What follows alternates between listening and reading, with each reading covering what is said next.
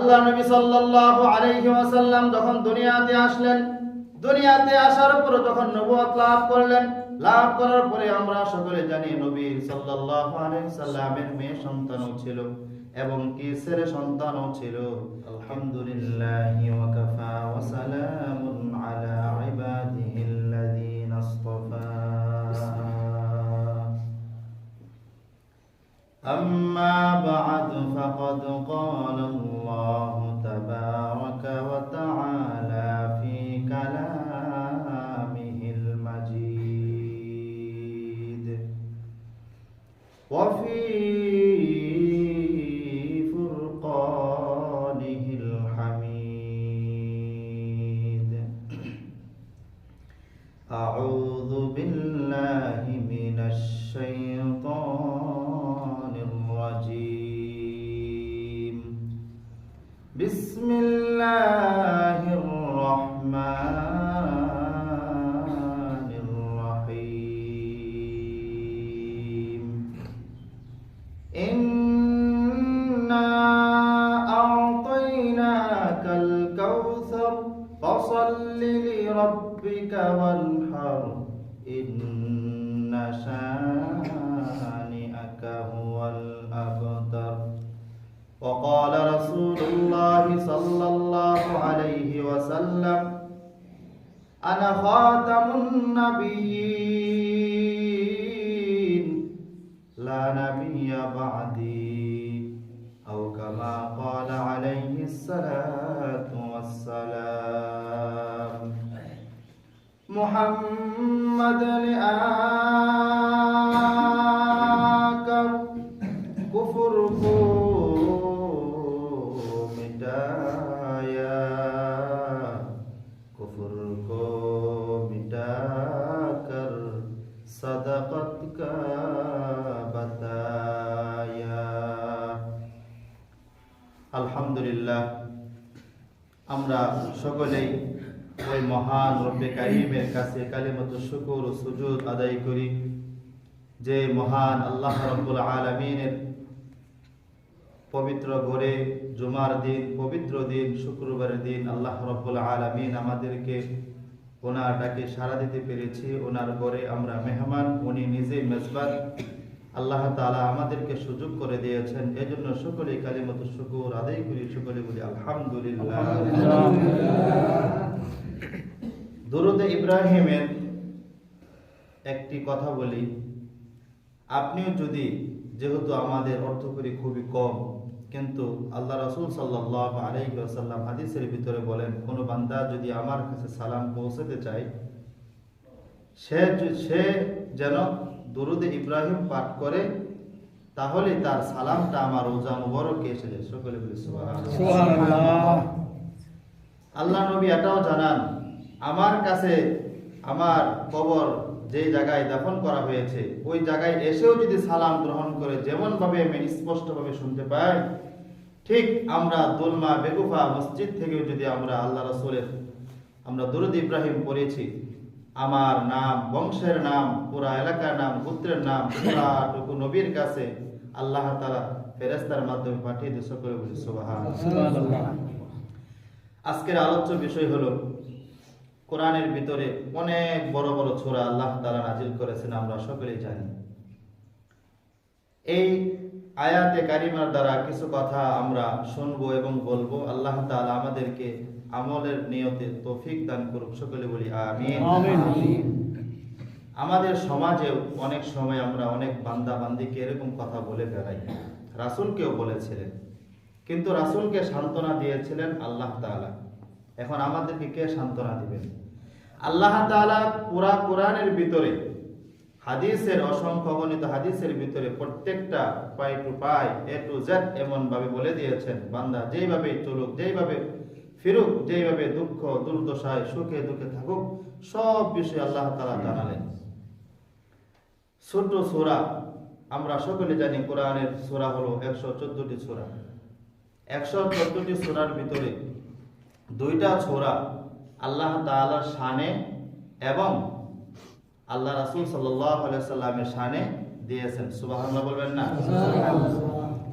আল্লাহ রাব্বুল আলামিন বলেন, দোস্ত আমি 114টি সূরা তোমার উপর নাজিল করেছি, 112টি সূরা অন্যান্য বিভিন্ন আলোচনা, আর একটি সূরা আমি আল্লাহর জন্য, আর একটি সূরা তোমাকে দিলাম। সকলে বলে সুবহানাল্লাহ।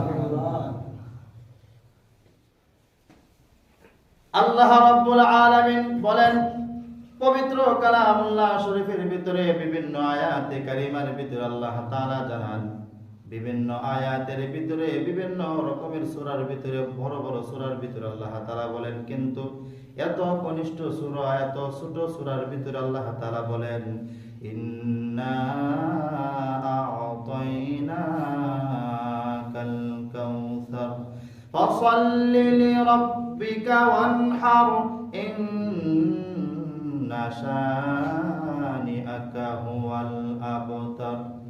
আল্লাহ নবী সাল্লাল্লাহু আলাইহি ওয়াসাল্লাম যখন দুনিয়াতে আসলেন, দুনিয়াতে আসার পর যখন নবুয়ত লাভ করলেন, লাভ করার পরে আমরা সকলে জানি নবী সাল্লাল্লাহু আলাইহি সাল্লামের মেয়ে সন্তানও ছিল এবং কি ছেলে সন্তানও ছিল।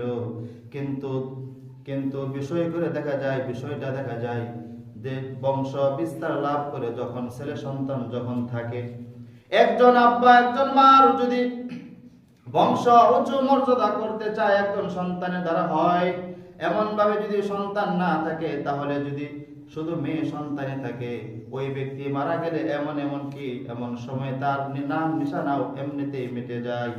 আল্লাহ নবী সাল্লাল্লাহু আলাইহি ওয়াসাল্লামের যেমন ভাবে আল্লাহ তাআলা মেয়ে সন্তান কন্যা সন্তান দিয়েছিলেন এবং কি ছেলে সন্তানও দিয়েছিলেন, আল্লাহ রাব্বুল আলামিন আল্লাহ রাসূলের মেয়ে সন্তানদেরকে হায়াত দীর্ঘ করেছেন, কিন্তু আল্লাহ রাসূলের পুত্র সন্তান দুইজন দিয়েছিলেন।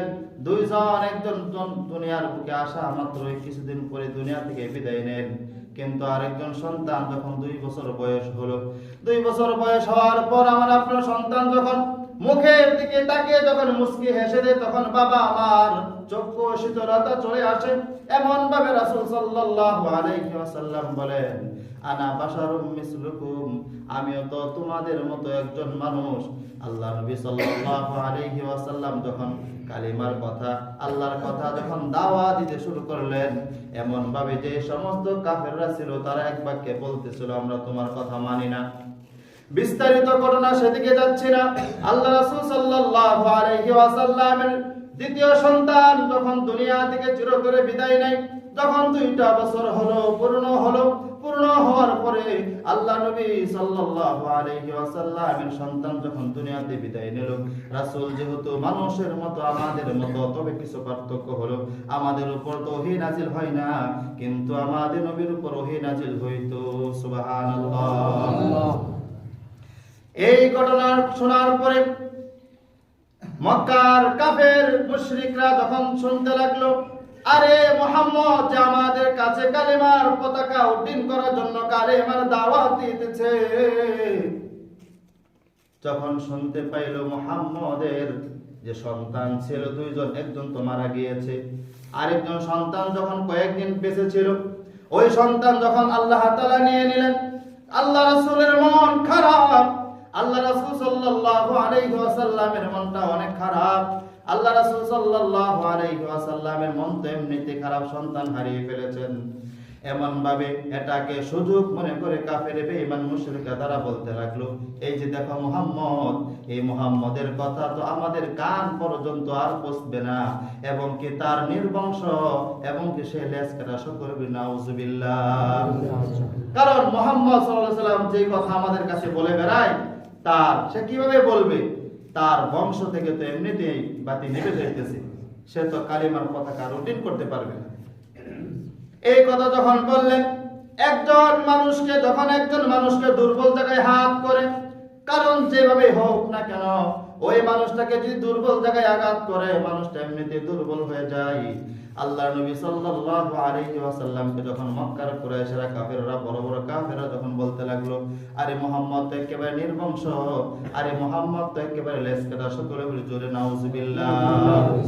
এই কথা শোনার পরে যখন চতুর্দিকে কান পর্যন্ত আওয়াজ আসতেছে আল্লাহ নবীর নিকট, আল্লাহ নবী এমন মন খারাপ, আল্লাহর কাছে সিজদায় পড়ে বলতেছেন, আল্লাহ তোমার কালিমার পতাকা কি উড্ডীন করতে পারবো না নাকি? আল্লাহ, আমার বংশ থেকে আমার সন্তান তুমি নিয়ে নিয়েছো, এবং কি তারা বলতেছে যে আমার বংশ থেকে নির্বংশ হয়ে যাবে, আমার বংশ থেকে তারা লেজ কাটা, তারা এরকম বলতেছে। আল্লাহ, তুমি একটি ফায়সালা দাও, তুমি ফায়সালা না দিলে আমাকে কে ফায়সালা দিবে? সুবহানাল্লাহ। এই কথা শোনার পরে পরে সহিহুল মুসলিমের বর্ণনা, হযরত আনাস ইবনে মালিক রাদিয়াল্লাহু তাআলা আনহু তিনি বলেন, একবার সাহাবায়ে কেরাম আমরা সকলে বসা, এমন সময় আল্লাহ নবী সাল্লাল্লাহু আলাইহি ওয়াসাল্লাম আমাদের মাঝখানে বসা। এমন ভাবে হঠাৎ করে দেখি আল্লাহ নবী ঘুমাইতেছেন না, কিন্তু ত্রন্দা ত্রন্দা ভাব এমন ভাবে জিমাচ্ছেন। হঠাৎ করে যখন ফারাফা রাসাহু মুতাবাসসিমা, হঠাৎ করে আল্লাহ নবী আমাদের দিকে তাকিয়ে মুস্কি হেসে দিলেন। সকলে বলে সুবহানাল্লাহ। সাহাবায়ে কেরাম এক বাক্যে এক মিছিলে বলতে লাগলেন, ক্বালু ইয়া রাসূলুল্লাহ মা আদহাকাকা ইয়া রাসূলুল্লাহ, আমরা বিষয়টা বুঝতে পারলাম না, আপনারা দেখলাম আপনি জিমাচ্ছেন, আবার হঠাৎ করে জিমানো থেকে মাথা উত্তোলন করে দুইটা চক্ষু আপনার আমাদের দিকে তাকিয়ে আপনি মুস্কি হেসে দিলেন, আমরা বুঝতে পারলাম না। সাহাবায়ে কেরামকে যখন বললেন, সাহাবায়ে কেরাম যখন রাসূলকে বললেন, রাসূল বললেন, আনজিলাত ইলাইয়া আনিফান সূরাতুল কাউসার, এই মাত্র আমার নিকট আল্লাহ তাআলা তরফ থেকে জিবরাইলের মাধ্যমে আমার নিকট সূরাতুল কাউসার নাযিল করেছেন। সকলে বলি সুবহানাল্লাহ। আল্লাহ রাব্বুল আলামিন বলেন, ইন্না আ'তাইনাকা কাল কাউসার, ও নবী, ও হাবিব, আমি আপনাকে কাউসার দান করেছি। সকলে বলি সুবহানাল্লাহ। আল্লাহ রাব্বুল আলামিন বলেন, আরে হাবিব, আপনাকে যে এত সুন্দর একটি নিয়ামত দান করেছি, শুকরিয়া তান ফাসাল্লি লিরাব্বিকা, সুতরাং আপনি আমার প্রশংসার জন্য, আমাকে পরত্ব প্রকাশ করার জন্য আপনি নামাজ পড়েন, ওয়ানহার, এবং কি দ্বিতীয়ভাবে আপনি কুরবানি করেন। যেহেতু আমরাও এসেছি, এই কুরবানি হতে পারে আপনার অর্থ দিয়ে, আপনার শারীরিক দিয়ে হতে পারে। আল্লাহ নবী সাল্লাল্লাহু আলাইহি ওয়াসাল্লামকে আল্লাহ জানান, ফাসাল্লি, আপনি শারীরিকভাবে অর্থাৎ নামাজের মাধ্যমে আমাকে সন্তুষ্ট করেন, এবং ওয়ানহার, এবং আপনি কুরবানি করে, অর্থাৎ আপনার কুরবানি গরু হতেও পারে, এবং কি আপনার টাকা পয়সাও হতে পারে, এগুলা দিয়ে আপনি রাসূল আমাকে খুশি করেন। সকলে বলে সুবহানাল্লাহ। আল্লাহ রাব্বুল আলামিন পরের আয়াতে বলেন, ইন্না শানিআকা হুয়াল আবতার, ও হাবিব, যে সমস্ত মক্কার কুরাইশরা, যে সমস্ত মক্কার কাফের বেঈমানরা আপনাকে লেজ কাটা বলে, আপনাকে নির্বংশ বলে, হাবিব আপনি বললেন না, আপনি মনে কষ্ট নেবেন না, হুয়াল আবতার, আসলে কিন্তু তারা লেজ কাটা। সকলে বলে সুবহানাল্লাহ। ফায়সালা আল্লাহ তাআলা দিয়ে দিলেন। আল্লাহ রাব্বুল আলামিন নবীকে বলে, নবী, আমি কাউকে ছেলে সন্তান দান করি, কাউকে মেয়ে সন্তান দান করি, আবার কাউকে মেয়ে সন্তান দান করি না, কাউকে ছেলে সন্তান দান করি না। কিন্তু সমাজে দেখা যায় কোন বান্দারও যদি কোনো সন্তান না হয়, যতই ক্ষমতা থাকুক, সন্তান দেওয়ার মালিক নাকি উনি, কথা বলেন না। কিন্তু বর্তমান সময়ে আমরা দেখি আল্লাহর ঘরে না এসে মাজারে সেজদা দেই, মাজারে গিয়ে বলে বাবা আমাকে সন্তান দিবে, নাউজুবিল্লাহ। এই সমস্ত যে সমস্ত বান্দা বান্দিরা ওই দিকে দৌড়ায়, তাদেরকে বলবেন, যেহেতু আমি আপনি ঈমান এনেছি, আমার আপনার দায়িত্ব হলো বলবেন, সব কিছুর মালিক আল্লাহ, সব কিছু দেনেওয়ালা মালিক আল্লাহ।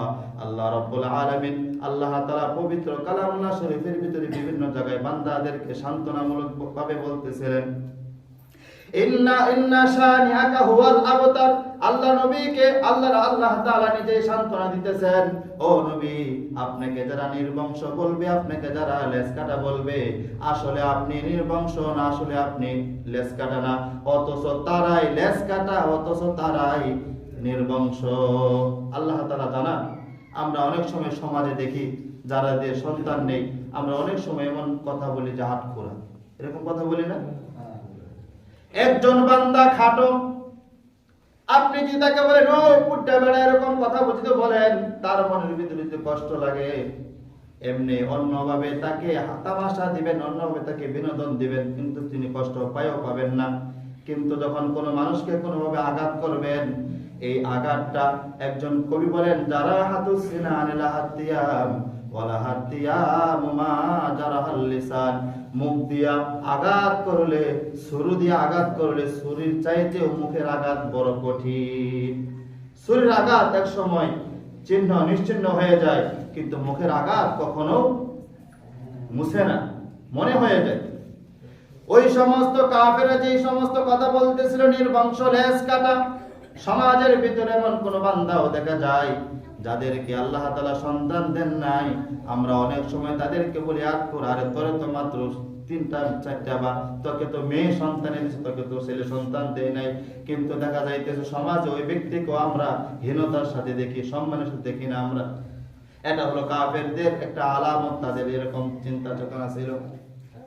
আল্লাহ রাব্বুল আলামিন বলেন, আল্লাহ রাসূল সাল্লাল্লাহু আলাইহি ওয়াসাল্লামের নিকট যখন সূরাতুল কাউসার নাযিল হলেন, নাযিল হওয়ার পরে আল্লাহ নবী সাহাবায়ে কেরামদেরকে উপস্থিত সাহাবায়ে কেরামদেরকে বলতেছেন, আতাদরুনা মাল কাউসার, ও সাহাবায়ে কেরাম তোমরা কি জানো কাউসার কি জিনিস? আল্লাহ তাআলা যে আমাকে কাউসার দান করেছে, তোমরা কি বলতে পারো নাকি কাউসার কি জিনিস? সাহাবায়ে কেরামের একটা অভ্যাস ছিল, যদি কোনো বিষয়ে প্রশ্ন করলে যদি তারা না জানতেন, সাথে সাথে তারা জবাব দিতেন, আল্লাহু ওয়া রাসূলুহু আ'লাম, আল্লাহ এবং তার রাসূলই ভালো জানেন। সুবহানাল্লাহ। আল্লাহ নবী সাল্লাল্লাহু আলাইহি ওয়াসাল্লামকে যখন সাহাবায়ে কেরামরা বললেন, ও নবীজি আপনি বলে দেন আমরা জানি না, আল্লাহ নবী বলতেছেন, ফা ইন্নাহু নাহরুম ফিল জান্নাহ, ও সাহাবায়ে কেরাম শুধু তোমাদের জন্য না, আমি মরে যাওয়ার পরে আনেওয়ালা উম্মত যারা আসবে, আসার পরে হাসরের ময়দানে, কিয়ামতের ময়দানে এই যে হাউজে কাউসারের পানি তাদেরকে পান করানো হবে। সকলে বলে সুবহানাল্লাহ। তবে কিছু কিছু উম্মতদেরকে পানি পান করানো হবে না। তারা পানি পান করার জন্য যখন হাউজের নিকটে আসবে, সময় একেবারে অল্প, আসার পরে যখন পানির পাত্র যখন উম্মতের মুখে দেওয়া হবে, সাথে সাথে আওয়াজ আসবে, তাকে পানি পান করানো যাবে না। অর্থাৎ তখন নবীজি আপনি জানেন না, সাহাবায়ে কেরাম আল্লাহ নবী সাল্লাল্লাহু আলাইহি ওয়াসাল্লামকে বলবেন, ওই সমস্ত ফেরেশতা এসে বলবেন, নবীজি তাদেরকে পানি পান করানো যাবে না, তারা আপনি জানেন না, আপনি মরে যাওয়ার পরে, ইন্তেকাল হয়ে যাওয়ার পরে তারা শরীয়তের ভিতরে আল্লাহ তাআলা যে সমস্ত বিধান দিয়েছিল, তারা আল্লাহর বিধান না মেনে তারা মন করা বিধান তারা মেনেছে, অর্থাৎ তারা বেদআত করেছে। এই জন্য তাদেরকে আজকে হাউজে কাউসারে পানি পান করানো হবে না। সময় তো অনেক, একেবারে অল্প। আল্লাহ নবী সাল্লাল্লাহু আলাইহি ওয়াসাল্লাম বলেছেন, ফা ইন্নাহু নাহরুন ফিল জান্নাহ, আরে হাউজে কাউসারটা হলো জান্নাতের ভিতরে। এখন প্রশ্ন জাগে যে হাউজে কাউসারটা হলো জান্নাতের ভিতরে, আর পানি পান করবে হাসরের ময়দানে, এটা আবার কেমন কথা? প্রশ্ন জাগে না? আল্লাহ নবী সহিহুল বুখারীর ভিতরে বলেন, মিজাবান মিনাল জান্নাহ, আল্লাহ রাব্বুল আলামিনের আদেশে ওই যে হাউজে কাউসার যে জান্নাতের ভিতরে নহর রয়েছে, ওই নহর থেকে 2টা খাল করা হবে, 2টা নালা দেওয়া হবে। 2টা নালা এমন ভাবে হাসরের ময়দানে একটা হাউজ বানানো হবে, ওই হাউজের ভিতরে ওই জান্নাতের ভিতর থেকে পানি আসবে, আসার পরে ওই সমস্ত উম্মতদেরকে পানি পান করবে। কারা পানি পান করবে? আল্লাহ রাসূল বলেন, যারা আমি যেভাবে কথা বলেছিলাম, আল্লাহ তাআলা যেভাবে কথা বলেছিল ওই অনুযায়ী তারা আমল করেছে, শুনেছে, ওই সমস্ত বান্দা বান্দীদেরকে আল্লাহ তাআলা পানি পান করাবেন। সুবহানাল্লাহ। এখন বলতে পারেন যে হুজুর বেদাত কি শরীয়তের ভিতরে? একটা বিষয় লক্ষ্য করবেন, এখনই আপনারা মনে বলতেও পারেন বা পরেও বলতে পারেন যে আমরা অনেক সময় দেখি মা মারা গেলে, বাবা মারা গেলে, যেটা আমাদের সমাজে বেশিরভাগ অরূপ, অর্থাৎ আমরা সকলেই জানি যে সমাজে দেখা গেছে মা মারা গেছে, বাবা মারা গেছে, আত্মীয় স্বজন মারা গেছে, 40 আমরা করি না। এটা কিন্তু ঠিক না। অনেকে কিন্তু করে যে হুজুর আপনি বলতেছেন করা বেদাত, আবার কিছু কিছু হুজুরা বলে বেদাত না, এটা আবার কোন দিকে? না, আল্লাহ নবীর হাদিসের দিকে তাকান। আরে নবী যদি মারা গিয়েছেন, কিন্তু সাহাবায়ে কেরামকে সকলে মারা গিয়েছেন নাকি? কথা বলে মারা গিয়েছেন? সাহাবায়ে কেরাম মারা যায় নাই। আবু বকর ছিলেন, ওমর ছিলেন, আলী ছিলেন, আব্দুল্লাহ ইবনে আব্বাস ছিলেন, বড় বড় সাহাবায়ে কেরামরাও ছিলেন। কিন্তু রাসূল মরে যাওয়ার পরে 40 দিন হলেও তো কোনোদিন 40 করেন নাই। কিন্তু কিছু যারা ইলমে দ্বীন শিক্ষা করেছে, যারা অর্থাৎ আল্লাহর বিধান মানে 5 ওয়াক্ত নামাজ পড়ে, তাদেরকে এনে যারা বড় বড় আলেম ছিলেন, যারা বড় বড় সাহাবায়ে কেরাম ছিলেন, তারা সকলে একত্রিত হয়ে আল্লাহর দরবারে দোয়া করেছিলেন। কিন্তু কোনোদিন তো 40 করে নাই। তাহলে আমরা কিসের জন্য 40 করি? আল্লাহ রাসূল বলেন, আল্লাহ তাআলা জানান, ও নবীজি আপনি জানেন না, আপনি মরে যাওয়ার পরে তারা এগুলা করেছে। মা তাদরি হাবিব, আপনি জানেন না, আপনি মরে যাওয়ার পরে তারা এগুলা করেছে। সময় একেবারে অল্প, শেষ করে দিচ্ছি। আমরা অনেক সময় যারা ড্রাইভার, যারা দোকানদার, যারা ব্যবসা করি, অনেক সময় আমরা যারা ক্যাশে বসি, অনেক সময় দেখি হিন্দু প্রতারণা কিছু এরকম করি, বাগরবাতি দিয়ে এরকম করে। অনেক মুসলিমও আছে। অনেক সময় যারা দোকানে ক্যাশে বসে তারাও এরকম করে আগরবাতি জ্বালায়। আর আগরবাতিকে আপনার বরকত দান করবে নাকি? আরে না না, আপনি যখন তালা খুলবেন, খোলার সাথে সাথে যখন খুলবেন, আল্লাহর নাম নিয়ে বলবেন, আল্লাহ তোমার জন্য খুলতেছি, বিসমিল্লাহির রহমানির রহিম। আল্লাহ তুমি বরকত দিও, তুমি সবকিছু দিও। আল্লাহ তাআলা সব দিবেন। আপনি গাড়ি ড্রাইভারে যখন চালাইবেন, আল্লাহ নামটা নিয়ে উঠবেন। যদিও মুসিবতে পড়েন, শহীদ মর্যাদা লাভ করবেন। কিন্তু অনেক সময় দেখা যায় আমরা যখন চুল কাটি, আমাদের চুলের তো অনেক বিভিন্ন রকমের হয়ে গেল, কিন্তু নাপিতকে বলবেন যে ভাই আপনি এই দিক থেকে ডান দিক থেকে শুরু করবেন, একটা আমল করেন, একটা আমলের কারণে আল্লাহ তাআলা নাজাতের ফয়সালা দিতে পারে। সুবহানাল্লাহ। অনেক কথা বলতে চেয়েছিলাম, সময় একেবারে অল্প। আল্লাহ রাব্বুল আলামিন আমাদের সকলকে সূরাতুল কাউসার ব্যাপারে অনেক আল্লাহ তাআলা, আল্লাহ রাসূল অসংখ্য অগণিত হাদিস বর্ণনা করেছেন। ইনশাআল্লাহ আগামী জুমায় বলা হবে। আল্লাহ তাআলা আমাদের সকলকে, যাদেরকে মেয়ে সন্তান, ছেলে সন্তান যাদেরকে দিয়েছেন আলহামদুলিল্লাহ, আর যাদেরকে দেন নাই আমরা কখনো তাদেরকে আটখরা বলবো না, তাদেরকে এমন ভাবে অন্য চোখেও দেখবো না। আল্লাহ তাআলা আমাদের সকলকে তৌফিক দান করুক। ওয়া মা আলাইনা ইল্লাল বালাগ।